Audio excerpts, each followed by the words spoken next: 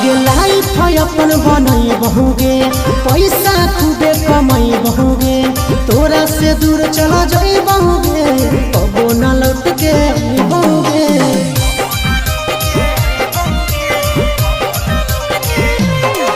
आगे लाइफ अपन बनई बहुगे, पैसा खूबे कमाई बहुगे, तोरा से दूर चला जाई बहुगे, कबो न लौट के बहुगे।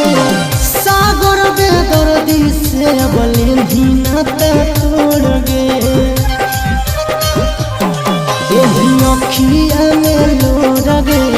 अब नहीं तो तोड़ गे, जहियो छोड़ी कमाए ले लोर गे, देही अखिया में लोर गे,